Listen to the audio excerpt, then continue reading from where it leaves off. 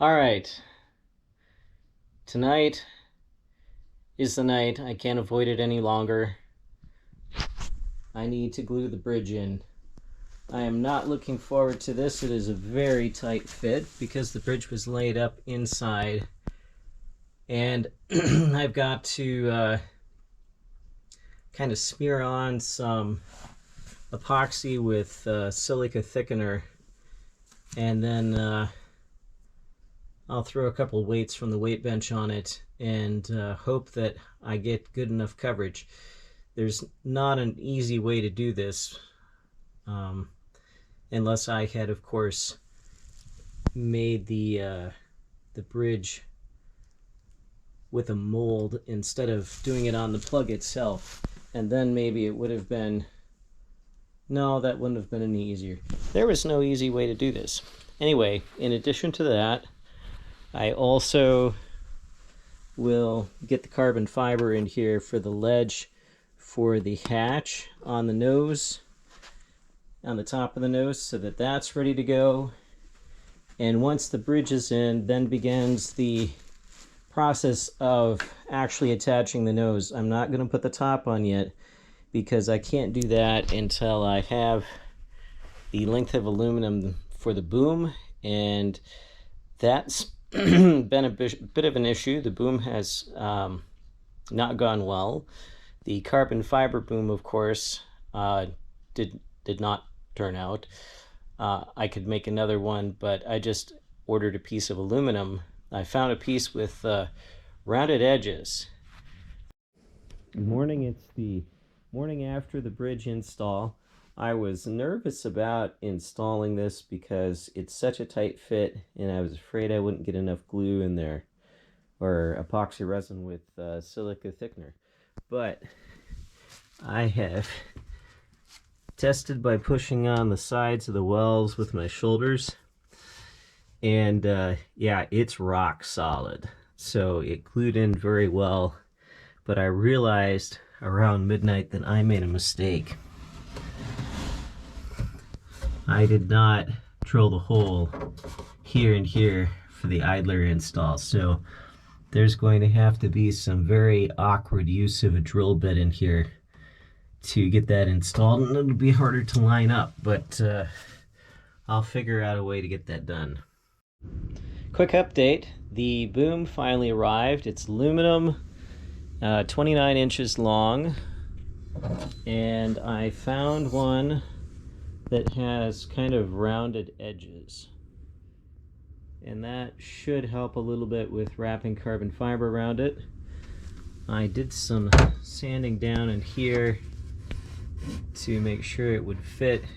I would have preferred not to have sanded into that, but there are quite an awful lot of layers of material there. It does fit. There's a little bit of side-to-side play that'll get fixed when I epoxy that in with some colloidal silica. So now it's a matter of putting the nose on and then getting that attached on both ends, and it'll get carbon fibered in here to the air intake on the nose. All right, it's time for another update. I've been working yesterday and today on making some more progress here on the cedar strip wah, and well, not only do we have a nose, but we've got a boom. I think another layer or two of carbon fiber down there might not be the worst idea, but I eyeballed it to get it straight. There's not really anything good to go off of, but I think it'll be straight enough. Okay, last progress update for the day. Ta-da! The top is taped on in an attempt to get it to more or less fit.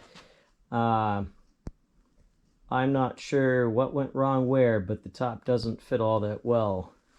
So the duct tape is there to try to force it in place. There will be some strategic sanding that will happen and some fairing and so forth. And there'll be carbon tape on the seam on the outside, which is not necessarily ideal, but yeah, it's how it's going to have to be. And it looks like I'm probably going to have to carbon tape up in here and then fill that joint a little bit. So inside, I've got a 4-inch wide band of carbon fiber twill all the way around. The yellow tape is just to really compress down on that point where the boom intersects with the air intake.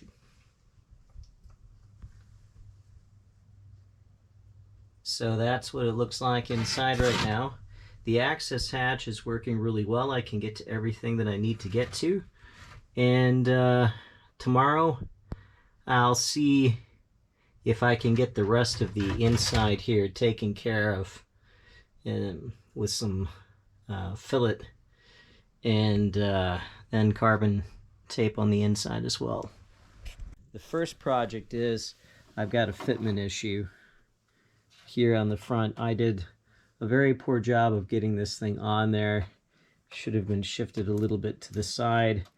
So what I've got a couple options.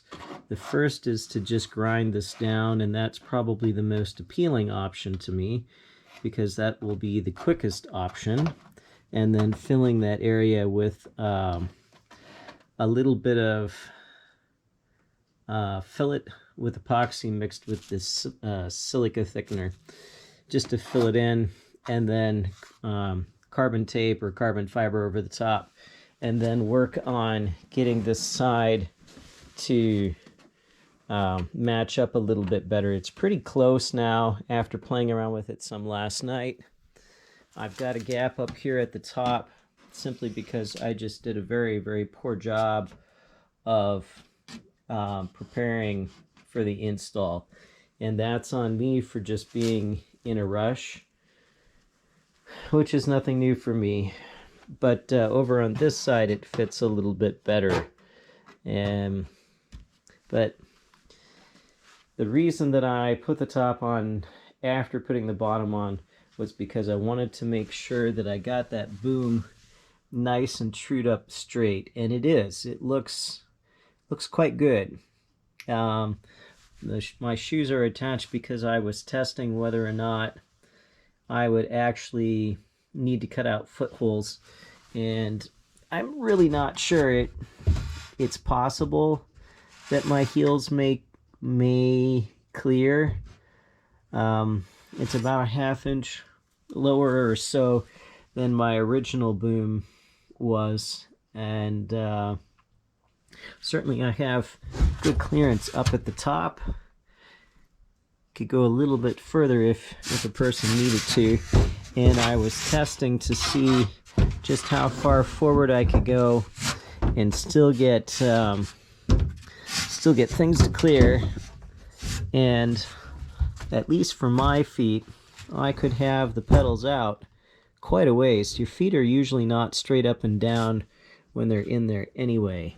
But for someone that's taller than me, there will be a limit to how far it'll go. For me, I think if memory serves, I was set someplace back around here before.